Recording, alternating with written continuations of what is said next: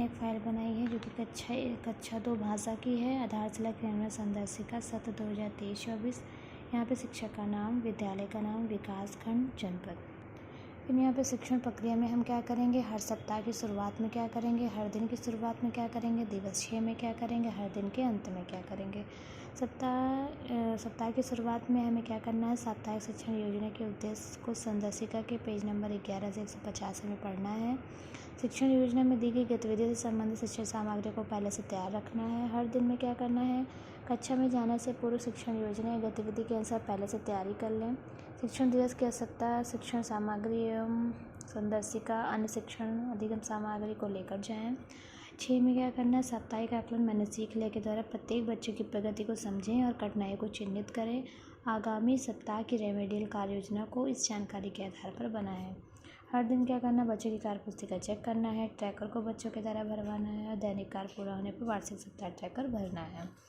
यहाँ पे शाब्दिक पुनरावृत्ति सप्ताह 13 से 21 में शाब्दिक पुनरावृत्ति, पहले शाब्दिक आकलन होता था, अब शाब्दिक पुनरावृत्ति होती है। सप्ताह 13 में क्या करना है, सप्ताह 1 से 12 तक पढ़ाई गई दक्षताओं की पुनरावृत्ति करना है। जो हम 1 से 13 तक पढ़ाए होंगे उसकी सप्ताह 13 में पुनरावृत्ति करना है और 21 में 1 से 20 तक पढ़ाए गए दक्षताओं की पुनरावृत्ति करना है। सप्ताह 21 में क्या करना है, सप्ताह 1 से 20 तक पढ़ाई गई दक्षताओं की पुनरावृत्ति करना है। और यहाँ पे शिक्षण सामग्रियों का विवरण, इसमें कक्षा 2 में तीनों कालांश में भाषा शिक्षण हेतु तो निम्न सामग्रियाँ उपयोग में ली जाएंगी। पाठ्य पुस्तक, किसलय, कविता पोस्टर, कहानी पोस्टर, चित्र चार्ट और चित्र कहानी पोस्टर। एक बार आप लोग देख लीजिए, जो नहीं समझ में आएगा आप बोलिएगा, हम फिर से वीडियो बना देंगे। एक कार्य पुस्तिका में 2 भाग हैं, भाग 1, भाग 2। भाग 1 में क्या है, कार्य पुस्तिका पाठ्य पुस्तक से संरेखित है। कार्य पुस्तिका के 2 भाग हैं। कार्य पुस्तिका भाग 1 का उपयोग कालांश 2 में और कार्य पुस्तिका भाग 2 का उपयोग कालांश 3 में किया जाएगा। कार्य पुस्तिका भाग 1 में समझ के साथ पढ़ने की गतिविधियाँ हैं एवं कार्य पुस्तिका 2 में पठन अभ्यास, प्रभावपूर्ण पठन अभ्यास पर कार्य किया जाएगा। फिर यहाँ पे है साप्ताहिक शिक्षण कार्य। दिवस 1, दिवस 2, दिवस 3 में नई दक्षताओं शिक्षण उद्देश्य पर कार्य किया जाएगा। दिवस 5 में साप्ताहिक पुनरावृत्ति की जाएगी। दिवस 6 में साप्ताहिक आकलन और 2 समूह पर कार्य किया जाएगा। इसमें समूह 1 है रेमेडियल शिक्षण, समूह 2 है पुनरावृत्ति। शिक्षण 5 साप्ताहिक पुनरावृत्ति, प्रत्येक सप्ताह के 5वें दिन साप्ताहिक पुनरावृत्ति पर कार्य किया जाएगा। यह कार्य दूसरे कालांश में किया जाएगा। आप इसके लिए शिक्षण योजना एवं कार्य पुस्तिका को उपयोग में लें। और साप्ताहिक पुनरावृत्ति 2 प्रकार से की जाएगी, सप्ताह 1 से 7 डिकोडिंग पर आधारित और सप्ताह 8 से 25 पढ़कर समझने पर। और दिवस 6 में क्या किया जाएगा, आकलन मैंने सीख लिया। और सप्ताह 1 से 7 में आकलन और रेमेडियल शिक्षण किया जाएगा। इसमें समूह 1 में कौन से बच्चे आएंगे, जो 50% या उससे कम होंगे, उसमें रेमेडियल कार्य किया जाएगा। और जो 50 से अधिक होंगे उसमें पुनरावृत्ति की जाएगी। और 8 से 25 सप्ताह में क्या किया जाएगा, पढ़कर समझना और सुनकर लिखें। इसमें बच्चों को पाठ बोलकर पढ़वाना होगा। पढ़ने के बाद पाठ के नीचे दिए गए प्रश्न पूछना होगा। और यहाँ पर कार्य पुस्तिका के कार्य हैं, जिसमें भाग 1 में क्या है, पुनरावृत्ति सप्ताह 1 से 7 और समझ के साथ पढ़ना और संबंधित लेखन का, जो 8 से 25 सप्ताह में है। 1 से 4 सप्ताह में क्या, वर्ण अक्षर पर आधारित कार्य किया जाएगा। 5 से 7 में क्या, शब्द आधारित सरल वाक और संबंधित लेखन पे होगा। और यहाँ पे समझ के साथ पढ़ने में क्या है, 8 से 25 में दिवस 1 में है पाठ्य पुस्तक आधारित अभ्यास 1 और 2 में।